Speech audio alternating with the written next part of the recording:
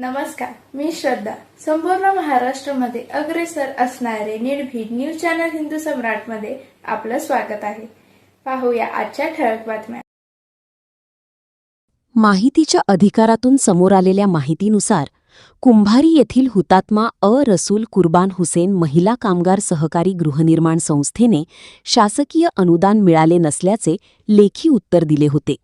मात्र संबंधित शासकीय कार्यालयाकडून मिळालेल्या माहितीत संस्थेला राज्य व केंद्र शासनाकडून सुमारे 650 कोटी रुपयांचे अनुदान मिळाल्याचा दावा करण्यात आला आहे.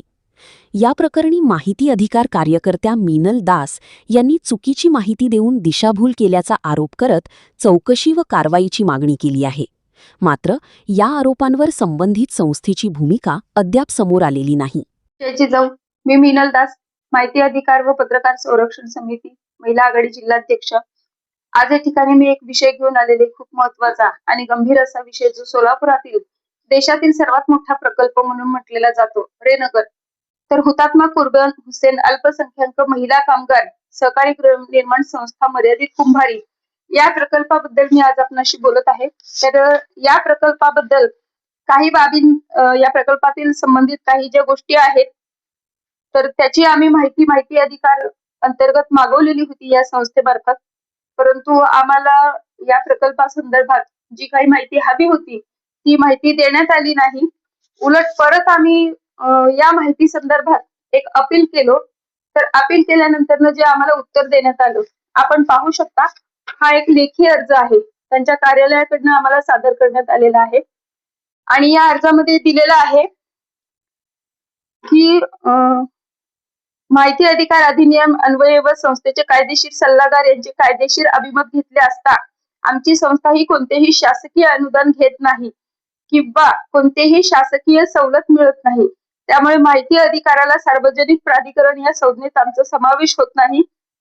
सबब माहिती अधिकारातील तरतुदी आमच्या संस्थेस लागू होत नाही. आणि या उपर या संस्थेबद्दल कुठलीही माहिती आम्ही आपण संस्थेची कुठलेही सभासद नसल्या कारणाने आपल्याला देऊ शकत नाही. हे अशा पद्धतीचं आम्हाला त्यांच्या कार्यालयाकडनं मिळालेलं उत्तर आहे. ही अशी उडवाउडवीची उत्तर मिळालेली असताना सगळ्यांना माहिती आहे, प्रधानमंत्री आवास योजनेअंतर्गत सुरू असलेला हा प्रकल्प आहे. याच्यामध्ये राज्य सरकारचं आणि केंद्र शासनाचं या प्रकल्पासाठी आर्थिक अनुदान आहे, निधी मिळालेला आहे. आणि हे सर्व माहिती असताना देखील आम्हाला माहिती दिली नाही. त्यासाठी पुणे विभागीय कार्यालय जे आहे त्या ठिकाणावरनं आम्ही या संस्थेची माहिती मागवली असता आम्हाला ही माहिती पूर्ण रेनगरचा जो प्रोजेक्ट आहे सोलापुरातील, त्याबद्दल आम्हाला माहिती देण्यात आलेली आहे. तर यातील जर आकडेवारी आपण पाहिली तर राज्य शासनाचं जे या प्रकल्पासाठी योगदान जे आहे आर्थिक, तर 200 कोटीपेक्षा जास्त असे योगदान आहे. आपण पाहू शकता इथे 200 कोटीपेक्षा सुद्धा जास्त योगदान आहे. आणि दुसरी गोष्ट, सेंट्रल गव्हर्नमेंटचं जे योगदान आहे ते 300 कोटीपेक्षा जास्त योगदान आहे या प्रकल्पास मिळालेलं. आणि हे सर्व माहिती असताना सुद्धा आम्हाला त्यांच्या कार्यालयाकडनं सांगितलं जाते की शासकीय कुठलंही अनुदान मिळत नाही. मग याचा अर्थ सर्वसामान्यांनी काय समजायचा? आज या माध्यमातून जेव्हा हे सगळं आम्ही करत असताना पाहिलं की आम्हाला माहिती दिली जात नाहीये, खोटी उडवाउडवीची उत्तरं दिली जात आहेत, याचाच अर्थ याच्यामध्ये काही गौडबंगाल आहे का, असा प्रश्न पडतोय.